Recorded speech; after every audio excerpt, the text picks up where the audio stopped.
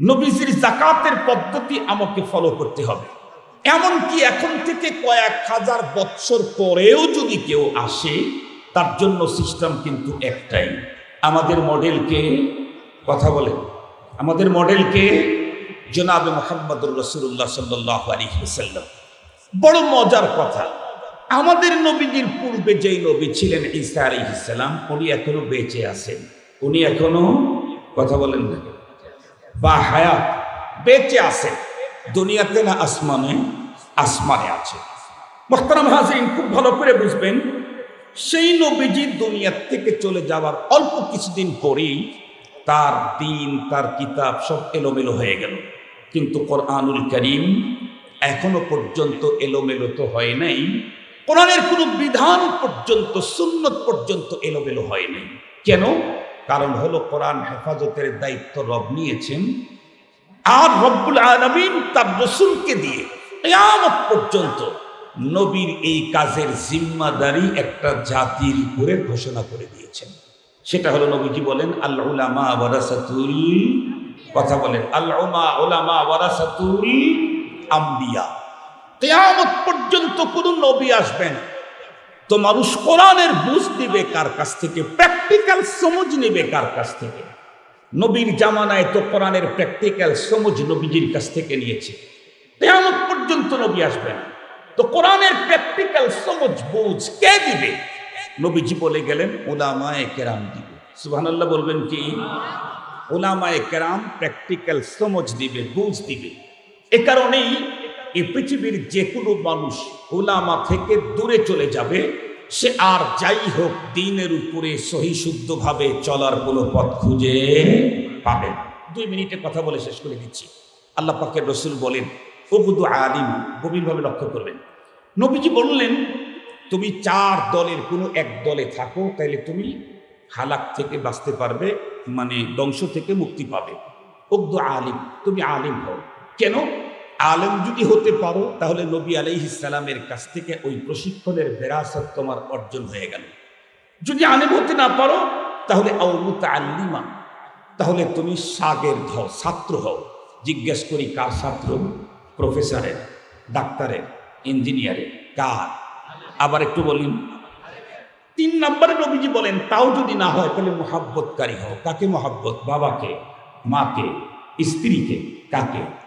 আবার বলেন, এটাও যদি তোমার সম্ভব না হয় তাহলে আও মুস্তামিআন, তাহলে শ্রবণকারী হও। কার কথা? আর একটু জোরে বলেন।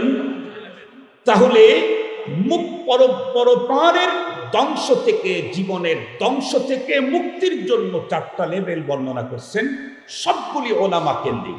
আলেম, না হয় আলেমের ছাত্র, না হয় আলেমের মুহাব্বতকারী, না হয় আলেমের কথা শ্রবণকারী। তার অর্থই হলো, নবীর যুগে নবীকে বাইপাস করে, মাইনাস করে কেউ যেমন আল্লাহ পায় নাই, জান্নাতে যায় নাই, ইহকালীন শান্তি আর পরকালীন মুক্তি নিশ্চিত করতে পারে নাই, নবীর অবর্তমানে নায়েবে নবীর যুগে নায়েবে নবীকে বাইপাস করে, মাইনাস করে কেউ আল্লাহ পেতে পারে না, জান্নাতে যেতে পারে না। আবারও বলছি, আমার বাবার কথা বলছি না, মুহাম্মদুর রাসূলুল্লাহ সাল্লাল্লাহু আলাইহি ওয়াসাল্লামের কথা বলছি। আর মুহাম্মদুর রাসূল সাল্লাল্লাহু আলাইহি ওয়াসাল্লাম নিজের কথা বলেন নাই, রব বলেছেন, মা ইয়ানতিকু আনিল হাওয়া ইন হুয়া ইল্লা ওয়াহয়ুন। আমার রাসূল যা বলেছেন, বলেছেন নবী, কিন্তু বলাইছেন কে? জোরে বলেন, বলেছেন নবী, বলাইছেন কে? আল্লাহ তার রাসূলকে দিয়ে বলায়া দিলেন, উবদু আলিম আও মুতাআল্লিম আও মুঈনান আও মুস্তামিআ। তার মানে এই পৃথিবীতে কেউ ধ্বংস থেকে মুক্তি পেতে চাইলে তাকে আলেমের সাথে সম্পর্ক রাখতেই হবে। হয় নিজে আলেম হও, না হয় তালিবুল ইলম হও, না হয় আলেমকে মুহাব্বতকারী হও, না হয় আলেমের কথা শ্রবণকারী হও। এর বাইরে, তার মানে আলেমকে বাদ দিয়ে কিয়ামত পর্যন্ত এ দুনিয়াতে শান্তি আর পরকালীন মুক্তির কোনো পথ কোনো মুসলমানদের জন্যই হতে পারে না। মুহতারাম হাজির, সঙ্গত কারণেই মনে রাখতে হবে, চুলের চিকিৎসা যেমন ডাক্তার লাগে, দাঁতের চিকিৎসাও ডাক্তারই লাগে, ইঞ্জিনিয়ার দিয়ে হয় নাকি? আপনাদের অঞ্চলে দাঁতের চিকিৎসাটা ইঞ্জিনিয়ার না করে? কারো যদি চাড়া, নখে কোনো সমস্যা হয়, এই সমস্যা সলভের জন্য আমার মনে হয় এই রাজনৈতিক নেতারা করে। কারো যদি পেশাবের সমস্যা হয়, এটা সলভের জন্য কার কাছে যেতে হয়? এক কথা, টোটাল বডি, মাথার চুল থেকে পায়ের তালুর নিচের চামড়া পর্যন্ত পুরা বডির যে কোনো জায়গায় সমস্যা হলে এটাকে সলভ করার জন্য ডাক্তারের কাছেই যেতে হবে। উনি যদি জাতিসংঘের মহাসচিব হন, সারা দুনিয়া তার অধীনে, উনি অসুস্থ হলেন, উনি চিন্তা করলেন এ দেশের সব ডাক্তার আমার অধীনে, তাদের কাছে আমি কেমনে যাব লজ্জায়। ডাক্তারের কাছে যেতে না চাইলে তাইলে হয়তো হিন্দু হইলে চিতায় যেতে হবে, মুসলমান হইলে কবরে যেতে হবে। কথা বলেন না কেন? ডাক্তারের কাছে যদি যেতে না চান, সব আমার অধীনে, আমি তাদের কাছে যাই কেমনে ছোট হয়ে, তাহলে হিন্দু হইলে কই যাওয়া লাগবো? চিতায় যাওয়া লাগবো। মুসলমান হইলে কবরে যাওয়া লাগবে। জাতিসংঘের মহাসচিব নিজে যদি ডাক্তার না হন, তাহলে তাকে চিকিৎসার জন্য দাঁতের সমস্যা হলে ডেন্টিস্টের কাছেই যেতে হবে, হার্টের সমস্যা হলে কার্ডিওলজিস্টের কাছেই যেতে হবে। ঠিক তদ্রূপ আপনি doctor, doctor, mister, minister, barrister, brigadier, lieutenant, colonel, general, জাতিসংঘের মহাসচিব, কিন্তু আপনি চান দ্বীনের উপরে চলতে। স্পষ্ট ভাষায় বলতে চাই, কাজটা যদি ধর্মের হয়, আলেমকে দিয়াই করাইতে হবে। আলেম ছাড়া ধর্মের কাজ হতে পারে না। আপনি তাবলীগ বলবেন, আলেমই লাগবে। ইসলামী আন্দোলন বলবেন, আলেম লাগবে। আপনি খানকা বলবেন, আলেম লাগবে। আপনি মসজিদ চালাইবেন, আলেম লাগবে। আপনি কবরস্থানে গিয়ে জানাজার নামাজের কাজ করাইবেন, আলেম লাগবে। আপনি ঈদগাহ মাঠের খতিব প্রয়োজন, তো আলেম লাগবে। কথা একটা, কাজ। যে রব্বুল করিম বড় দয়া করে আমাদের হায়াতকে দীর্ঘায়িত করে আজকের এই মুহূর্ত পর্যন্ত সুস্থ সবল রেখে, দুনিয়ার শত ব্যস্ততাকে পিছনে ফেলে রেখে, দ্বীনের নিসবতে, কোরআনে পাকের মহাব্বতে, জান্নাতি আয়োজনে, দ্বীনি ইদারার চৌহদ্দির মাঝে আহলুল্লাহদের মজলিসে আমাদেরকে উপস্থিতির সুযোগ দিয়েছেন। এজন্য দিল থেকে মহান সত্তার শুকরিয়া আদায় করছি। সকলে মহাব্বতের সাথে পড়ি আলহামদুলিল্লাহ।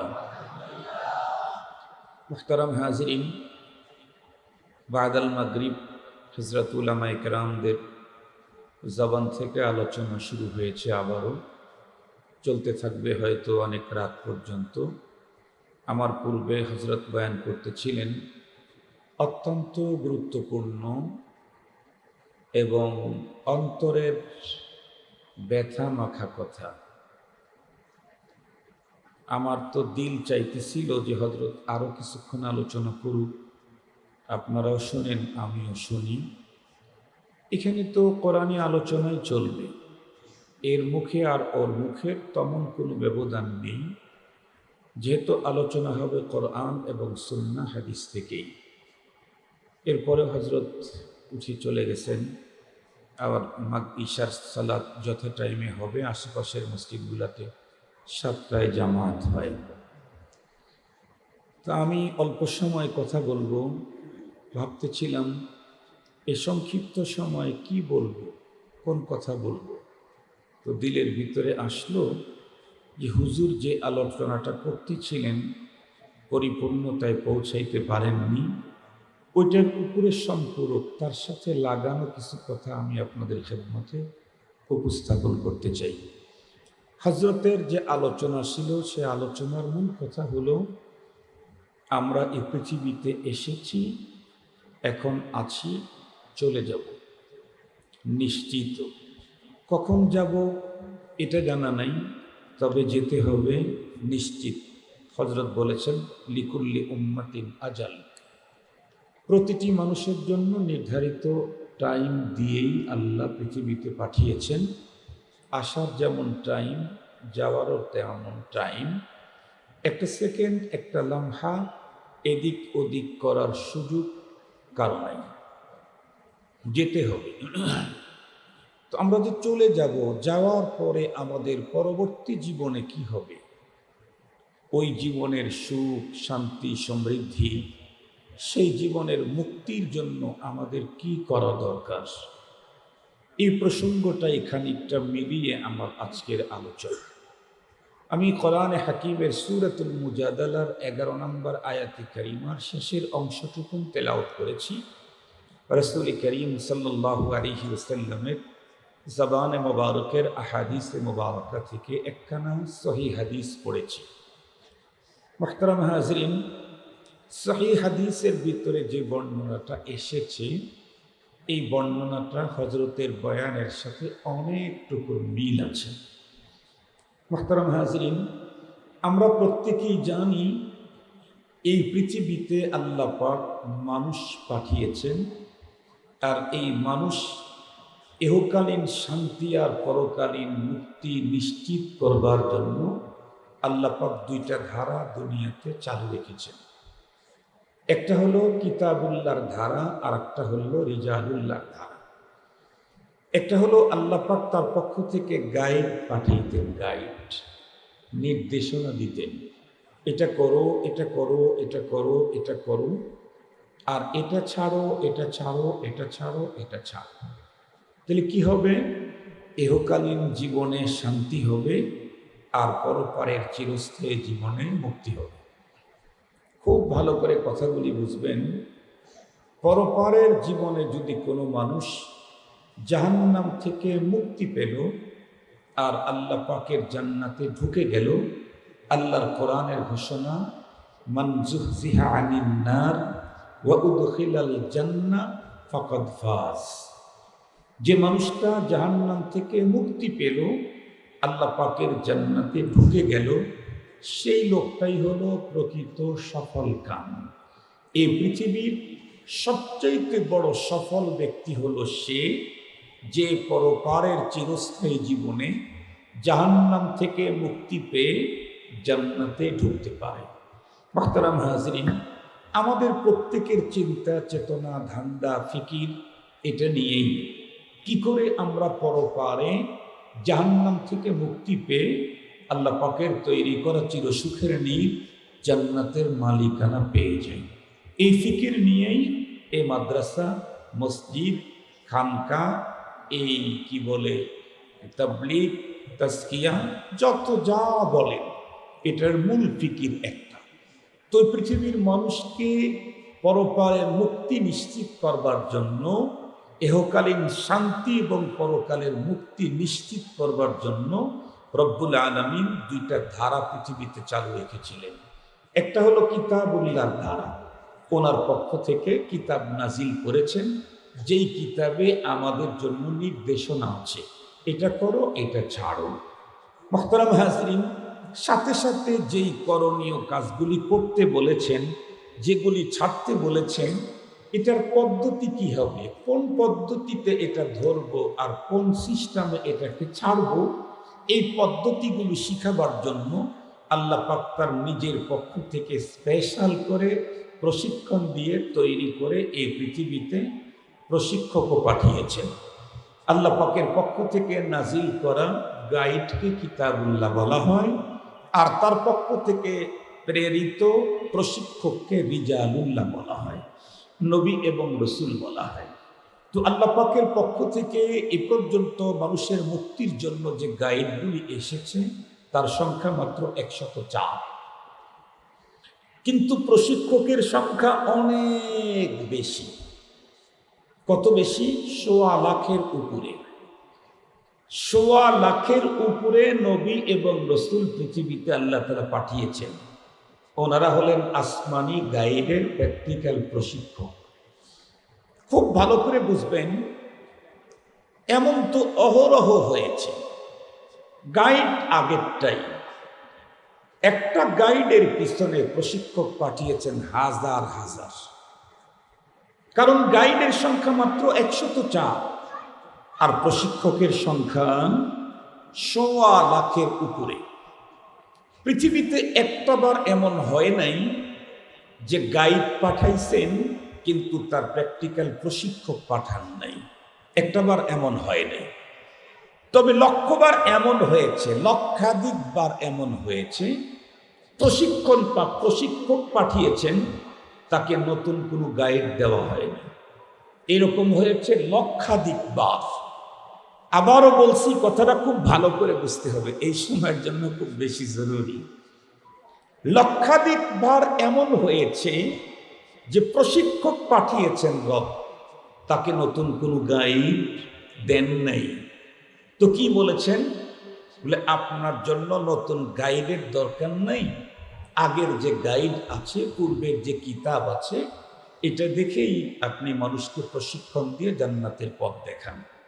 মুহতারাম হাজরিন, আর একটা জিনিস যদি গভীরভাবে লক্ষ্য করেন তাহলে আরো ভালো বুঝবেন, এই পৃথিবীতে কিতাবুল্লাহর আগমন আগে ঘটে নাই, রিজালুল্লাহর আগমন আগে ঘটেছে।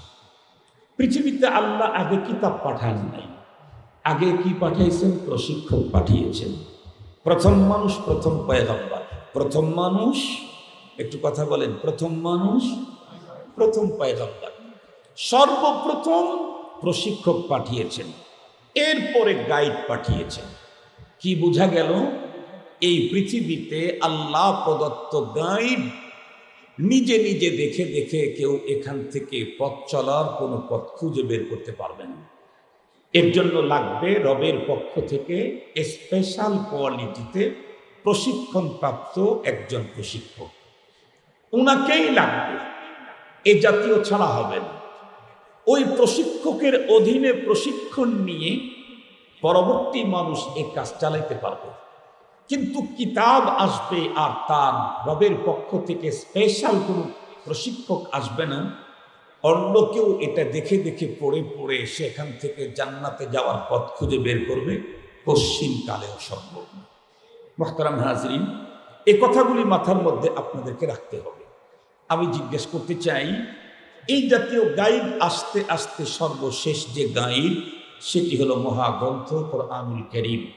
সর্বশেষ যেই রসুল, যেই রজুল আল্লাহ পাক পাঠাইলেন, মহানবী মুহাম্মদুর রাসূলুল্লাহ সাল্লাল্লাহু আলাইহি ওয়াসাল্লাম। আল্লাহ পাক তার উপরে মহাগ্রন্থ কোরআন নাজিল করেছেন, দিয়েছেন অনেক বিধিবিধান, এবং সেই বিধিবিধানের প্র্যাকটিক্যাল প্রশিক্ষক হিসেবে আল্লাহ পাক তার মহানবী মুহাম্মদুর রাসূল সাল্লাল্লাহু আলাইহি ওয়াসাল্লামকে পাঠিয়েছেন। সহজে বুঝবার জন্য একটা মিসাল দিলে পরবর্তী কথা আরো সুবিধা হবে। যেমন বলেন, আমাদের কোরআনে আমাদেরকে অনেক আদেশ দেওয়া হয়েছে। আকিমুস সালাহ, নামাজ পড়ো, আতুজ যাকাত, যাকাত দাও, সুমু রমাদান, কথার কথা বলতেছে, আতিম্মুস সিয়ামা ইলাল লাইল, রোজা পালন করো, হজ করো, যাকাত দাও, সত্য বলো, অনেক অর্ডার করেছেন। তার ভিতরে একটা আহাম গুরুত্বপূর্ণ অর্ডার হলো নামাজ। জিজ্ঞেস করতে চাই, নামাজের এই বিধান, এই পদ্ধতি, এই সিস্টেম আল্লাহ পাক এটা কি মক্কায় নাজিল করেছেন না মদিনাতে দিয়েছেন? যাকাতের বিধান আয়াত হয় মক্কায় না হয় মদিনায়, রোজার বিধানের আয়াত হয় মক্কায় না হয় মদিনায়, কিন্তু নামাজের বিষয়টা, এই হুকুম আল্লাহ পাক তার রসুলকে মক্কা মদিনায় দেন নাই, তার রসুলকে ডেকে নিয়ে তার আরশে দিয়েছেন। ঠিক না কথা? এটা সবার জানা কথা। তো আল্লাহ পাক তার হাবিবকে ডেকে নিয়ে আরশে নিয়ে যে অর্ডারটা দিলেন, সেটা হলো আকিমিস সালাতা তারাফাইন নাহার ওয়া যুলাফান মিনাল লাইল ইন্নাল হাসানাতি ইউযহিবনা সাইয়্যাত। অর্থাৎ নামাজের যে ইয়াগুলা আছে, মূল আল্লাহ পাকের আরশ থেকে আল্লাহ পাকের রসুলকে দেওয়া হয়েছে। 5 ওয়াক্ত সালাতের অর্ডার আল্লাহ পাক উম্মতের জন্য দিয়ে দিলেন নবীকে। নবীজি তো ভ্রমণ করেছেন রাত্রির বেলায়, নবীজির সাথে রাহবারি করেছেন জিবরাইল আমিন। জিবরাইল আমিন রাত্রে নবীজিকে তার শয়ন কক্ষ থেকে ডেকে বাইতুল মুকাদ্দাস হয়ে আল্লাহ পাকের আরশ পর্যন্ত সফর করায়া আবার নবীজিকে ওই রাত্রেই তার বাসায় পৌঁছিয়ে দিয়ে গেলেন। ফজরের পরে জিবরাইল আমিন আবার চলে আসছেন। জিবরাইল কি, কালকে সফর হচ্ছে সবচেয়ে বড় সফর? তো উত্তর করলেন, নবীজি আমি তো এসেছি কালকে যে রব আপনাকে তার আরশে নিয়ে বিশেষ অর্ডার দিলেন নামাজে, এই নামাজটা কেমনে, কোন পদ্ধতি আপনার উম্মতেরা আদায় করবে, এটার প্রশিক্ষক তো আপনি। তো ওই নামাজের প্রশিক্ষণটা প্রথমে আমাকে আপনাকে আল্লাহ দিতে বলেছে, এজন্য আমি আসছি। দেখেন মশহুর হাদিস, ইমামতে জিবরাইল আমিন পৃথিবীতে এসে আমার রসুলকে সাথে করে নিয়ে জিবরাইল আমিনের ইমামতিতে 2 দিন 10 ওয়াক্ত নামাজ আদায় করেছেন। 2 দিন 10 ওয়াক্ত নামাজ আদায় করলেন। 2 দিনে একই নামাজ এক টাইমে পড়েন নাই, 2 টাইমে পড়েছেন 2 দিনে। এটা বিস্তারিত বলতে গেলে লম্বা টাইম লাগবে, আমার টার্গেট তো আর একটা। দুই টাইমে ফজরের সালাত পড়াইছেন, জোহরের সালাত দুই টাইমে পড়াইছেন, আসর দুই টাইমে পড়াইছেন। দুই টাইমে পড়াবার পরে 10 রাকাত কমপ্লিট। জিবরাইল আমিন ডেকে বললেন, মা বাইনা হাদাইনিল ওয়াক্তাইন ওয়াক্তুন লাকা ওয়া লি উম্মাতিক। হুজুর, আমি এখন চলে যাই, আমি আর কোনোদিন ইমামতি করতে আসবো না। কেন কেন? আমি তো এই কাজের জন্য না। রব আপনাকে আরো সে একটা অর্ডার দিয়েছেন, সেই অর্ডারের প্র্যাকটিক্যাল প্রশিক্ষক পুরা দুনিয়ার জন্য আপনাকেই বানানো হয়েছে। ওইটার প্রশিক্ষণ রবের পক্ষ থেকে নির্দেশিত হয়ে আপনাকে আমি দিয়ে গেলাম। এখন কিয়ামত পর্যন্ত উম্মতের জন্য নামাজ আপনি যে মডেলে পড়বেন সেটাই হবে। নবীজি বলেছেন, সাল্লু কামা রাআইতুমুনি উসাল্লি। এক মডেল কিয়ামত পর্যন্ত পয়গম্বরী মডেল। খুব ভালো করে বুঝবেন। তাহলে আল্লাহ পাক অর্ডার দিয়েছেন, সেই অর্ডারকে বাস্তবায়ন করার জন্য প্র্যাকটিক্যাল প্রশিক্ষক পাঠিয়েছেন নবী এবং রাসূল। কোরআন শরীফের কোনো জায়গায় খুঁজে পাবেন না জোহরের নামাজ 4 রাকাত, প্রতি রাকাতে 1 রুকু, প্রতি রাকাতে 2 সেজদা। এটি কোরআন শরীফের কোথাও খুঁজে পাবেন না। আসরের নামাজ 4 রাকাত ফরজ, প্রতি রাকাতে 1 রুকু, প্রতি রাকাতে 2 সেজদা। 30 পারা কোরআনের কোথাও খুঁজে পাবেন। কারণ কোরআন তো আল্লাহ পাকের পক্ষ থেকে নয়, আর এটাকে প্র্যাকটিক্যালি উম্মতকে প্রশিক্ষণ দেওয়ার জন্য আল্লাহ পাক প্রশিক্ষক পাঠিয়ে দিয়েছেন। রব কি বললেন? আমি আপনার উপরে কোরআন নাযিল করেছি লিতুবাইয়িনা লিন-নাসি মা নুযিলা ইলাইহিম, যাতে আপনি খুলে খুলে প্র্যাকটিক্যালি দেখায় দেন। লাকাদ কানা লাকুম ফি রাসূলিল্লাহি উসওয়াতুন হাসানাহ। তোমাদের জন্য উত্তম আদর্শ, আমাদের মডেল। নামাজেরও মডেল, রোজারও মডেল, হজেরও মডেল, যাকাতেরও মডেল, পারিবারিক জীবনের মডেল, রাষ্ট্রীয় জীবনের মডেল, ফ্যামিলি জীবনের মডেল, ব্যক্তিগত জীবনের মডেল, আন্তর্জাতিক জীবনের মডেল, রাজনীতির মডেল, সমাজনীতির মডেল। এক কথা, আমার জীবনের যত অপশন ফাংশন আছে সব জায়গাতে আমার মডেল আমার নবী মুহাম্মদুর রাসূলুল্লাহ সাল্লাল্লাহু আলাইহি ওয়াসাল্লাম। এবার খুব ভালো করে বুঝবেন, নবীজি দুনিয়ার থেকে চলে গেছেন। কথা বলেন, নবীজি দুনিয়ার থেকে চলে গেছেন। আমরা আসছি 1400 বছর পরে। 1400 বছর পরে আসলেও নবীজির নামাজের মতো নামাজ আমাকে আদায় করতে হবে, নবীজির রোজার মতো রোজা আমাকে রাখতে হবে, নবীজির যাকাতের পদ্ধতি আমাকে ফলো করতে হবে। এমনকি এখন থেকে কয়েক হাজার বছর পরেও যদি কেউ আসে, তার জন্য সিস্টেম কিন্তু একটাই। আমাদের মডেলকে, কথা বলে, আমাদের মডেলকে জনাবে মুহাম্মদুর রাসূলুল্লাহ সাল্লাল্লাহু আলাইহি ওয়াসাল্লাম। বড় মজার কথা, আমাদের নবীজির পূর্বে যেই নবী ছিলেন ঈসা আলাইহিস সালাম, উনি এখনো বেঁচে আছেন। উনি এখনো, কথা বলেন না, বা হায়াত, বেঁচে আছেন। দুনিয়াতে না আসমানে? আসমানে আছে। মুহতারাম হাজিরিন, খুব ভালো করে বুঝবেন, সেই নবীজি দুনিয়া থেকে চলে যাওয়ার অল্প কিছুদিন পরেই তার দিন, তার কিতাব সব এলোমেলো হয়ে গেল। কিন্তু কোরআনুল কারীম এখনো পর্যন্ত এলোমেলো তো হয় নাই। কোরআনের কোনো বিধান পর্যন্ত, সুন্নত পর্যন্ত এলোমেলো হয় নাই। কেন? কারণ হলো কোরআন হেফাজতের দায়িত্ব রব নিয়েছেন, আর রব্বুল আলামিন তার রাসূলকে দিয়ে কিয়ামত পর্যন্ত নবীর এই কাজের জিম্মাদারি একটা জাতির উপরে ঘোষণা করে দিয়েছেন। সেটা হলো, নবীজি বলেন, আল উলামা ওয়ারাসাতুল, কথা বলেন, আল উলামা ওয়ারাসাতুল আম্বিয়া।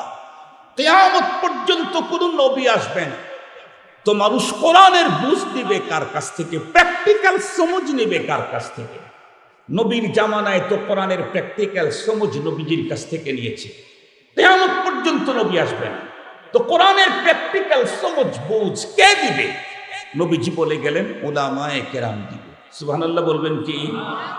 উলামায়ে কেরাম প্র্যাকটিক্যাল সমঝ দিবে, বুঝ দিবে। এ কারণেই এই পৃথিবীর যে কোনো মানুষ উলামা থেকে দূরে চলে যাবে, সে আর যাই হোক দ্বীনের উপরে সহি শুদ্ধভাবে চলার কোনো পথ খুঁজে পাবে। 2 মিনিটে কথা বলে শেষ করে দিচ্ছি। আল্লাহ পাকের রাসূল বলেন, উবুদু আলিম, গভীরভাবে লক্ষ্য করবেন। নবীজি বললেন, তুমি 4 দলের কোনো এক দলে থাকো, তাইলে তুমি হালাক থেকে বাঁচতে পারবে, মানে ধ্বংস থেকে মুক্তি পাবে। উগ্দ আলিম, তুমি আলিম হও। কেন? আলেম যদি হতে পারো তাহলে নবী আলাইহিস সালামের কাছ থেকে ওই প্রশিক্ষণের বিরাসত তোমার অর্জন হয়ে গেল। যদি আলেম হতে না পারো তাহলে আও মুতাআল্লিমা, তাহলে তুমি শাগিরদ হও, ছাত্র হও। জিজ্ঞেস করি কার ছাত্র? প্রফেসরের, ডাক্তারের, ইঞ্জিনিয়ারের, কার? আবার একটু বলুন। 3 নম্বরে নবীজি বলেন তাও যদি না হয় তাহলে মুহাব্বতকারী হও। কাকে মহাব্বত? বাবাকে, মাকে, স্ত্রীকে, কাকে? আবার বলেন। এটাও যদি তোমার সম্ভব না হয় তাহলে আও মুস্তামিআন, তাহলে শ্রবণকারী হও। কার কথা? আর একটু জোরে বলেন। তাহলে মুখ পরপারের ধ্বংস থেকে, জীবনের ধ্বংস থেকে মুক্তির জন্য 4টা লেভেল বর্ণনা করছেন, সবগুলি ওলামা কেন্দ্রিক। আলেম, না হয় আলেমের ছাত্র, না হয় আলেমের মুহাব্বতকারী, না হয় আলেমের কথা শ্রবণকারী। তার অর্থই হলো নবীর যুগে নবীকে বাইপাস করে, মাইনাস করে কেউ যেমন আল্লাহ পায় নাই, জান্নাতে যায় নাই, ইহকালীন শান্তি আর পরকালীন মুক্তি নিশ্চিত করতে পারে নাই, নবীর অবর্তমানে নায়েবে নবীর যুগে নায়েবে নবীকে বাইপাস করে, মাইনাস করে কেউ আল্লাহ পেতে পারে না, জান্নাতে যেতে পারে না। আবারও বলছি, আমার বাবার কথা বলছি না, মুহাম্মাদুর রাসূলুল্লাহ সাল্লাল্লাহু আলাইহি ওয়াসাল্লামের কথা বলছি। আর মুহাম্মাদুর রাসূল সাল্লাল্লাহু আলাইহি ওয়াসাল্লাম নিজের কথা বলেন নাই, রব বলেছেন মা ইয়ানতিকু আনিল হাওয়া ইন হুয়া ইল্লা ওয়াহয়ুন। আমার রাসূল যা বলেছেন বলেছেন নবী, কিন্তু বলাইছেন কে? জোরে বলেন। বলেছেন নবী, বলাইছেন কে? আল্লাহ তার রাসূলকে দিয়ে বলায়া দিলেন উগদু আলিম আও মুতাআল্লিম আও মুঈনান আও মুস্তামিআ। তার মানে এই পৃথিবীতে কেউ ধ্বংস থেকে মুক্তি পেতে চাইলে তাকে আলেমের সাথে সম্পর্ক রাখতেই হবে। হয় নিজে আলেম হও, না হয় তালিবুল ইলম হও, না হয় আলেমকে মুহাব্বতকারী হও, না হয় আলেমের কথা শ্রবণকারী হও। এর বাইরে তার মানে আলেমকে বাদ দিয়ে কিয়ামত পর্যন্ত এই দুনিয়াতে শান্তি আর পরকালীন মুক্তির কোনো পথ কোনো মুসলমানদের জন্যই হতে পারে না।